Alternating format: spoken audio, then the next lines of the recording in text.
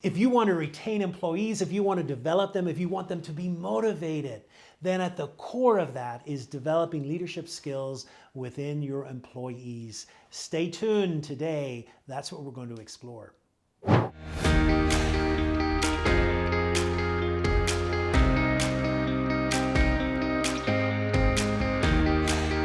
Today I want to do a little bit of a countdown. I want to count down from the number 5 to the number 1 thing you can do to improve leadership skills in employees. Also stay tuned because I've got a free offer. It's an e-course which is called the Emotional Intelligence Roadmap. And at the end of the video, I'll tell you how you can access that and begin to harness the power of your emotions. And on the countdown, number 5 is networking. You know, networking is such a critical element when it comes to developing leadership skills. Leadership, in a way, I often call it this. I say it's a set of conversations that we have, and part of conversing well is networking, building relationships. Now, for some people, networking comes incredibly easy. It's something natural for them to do, but for others, it's something that's just cringeworthy and something they really hate to do. But no matter where you fall on that spectrum, great networking is such a vital skill. So how can you improve your networking? Well, first of all, it's a different way of looking at it. I often think mindset's important. You know, all networking really is a conversation with a purpose. Really what we're trying to do is expand and deepen this relationship. And so I think it's really good within the organization you're part of to ask around who are great networkers. Find out the names of people who are really known for their networking skills and then ask them, do you mind if I hang out with you at the next networking event? More often than not, what they'll say is sure. They enjoy it and they're more than happy to share any tips or pointers. It's also great to see someone live, in motion, as they network with another person. It also goes without saying that part of what makes for a great conversation, part of what makes for great communication is also part of great networking, great listening skills. You know, good networking is the ability to hone in what another person is saying and get to the core of that and to really show empathy to them and to make them know that they've been listened to. You know, very often what I find that if you leave the impression with another person after spending some time with them networking, that you've truly listened to everything they've said, that's a conversation that they'll remember and stands out. Not so much what you said to them, but the fact that you truly listened to them and heard them. And on the countdown, number 4 is challenge employees with tasks. Yes, that's right. You know, the dreaded gym. You know what makes the gym work? What makes it work is that we go there and that we're challenged, that we take exercises that are more difficult and that we stretch ourselves. And so it is in life as well. In work, we have to give our employees tasks that stretch them, that stretch their muscles, that help them grow and develop. Now, of course, essential to this is also this word called delegation. Delegation, therefore, can be your friend giving someone deliberate tasks to help them grow. You know, one of the things I find when I coach leaders is that they are not aware of what they're delegating. They really don't have a delegating plan. And people say to me, what's a delegating plan? And I said, well, to have a delegating plan, you have to have a delegating audit. And they said, well, what's a delegating audit? Well, what a delegating audit is something very simple. It's this. It's getting a piece of paper and it's writing down over a period of time, say a month, everything that you delegate to a person. Write down who you're delegating to and what you are delegating in that moment. Because at times we're not aware of who or what we're delegating, and that can really give us a wonderful picture, an overall picture of what we're doing. It will help us understand, are we delegating the right things? Are we keeping some things to ourselves that we really should be delegating to others?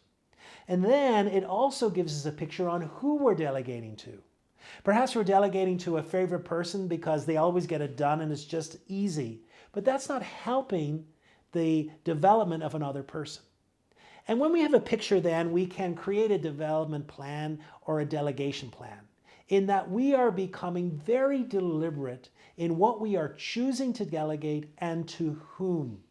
That we realize that if I give X this task, that's going to stretch them and help them grow.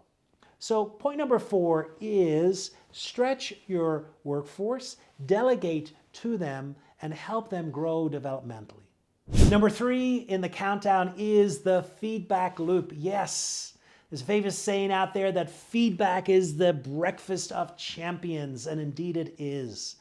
Feedback helps us grow. Now, feedback comes in many different forms, but one of the ways that I like to call feedback is by the term forward, feedback forward, that we are creating this space of energy where we're able to look forward into what we would do the next time. So feedback looks like this. We make an observation. We're giving the person the task, then we're making some observation on what they're doing, and then we come back and we have a discussion about what happened, what worked, what didn't work. And then we go to this great creative space. And it's this space where we talk about the next time. What would I do the next time? What would I change? How might I go about it different? Because when a person has that feedback, they feel, first of all, the connection of another person who's truly interested in them, and they are actively involved in that developmental process. And really, leaders are not born. Leaders are made, and they're made because they have developed a skill set. And feedback is the oil that helps grease the increase in those skills. And number 2 in our countdown is self-awareness and assessment. Yes, know thyself. Those were the famous words, they say, that were pinned in the Temple of Delphi. Know thyself. And never has there been a truer word spoken when it comes to leadership as well.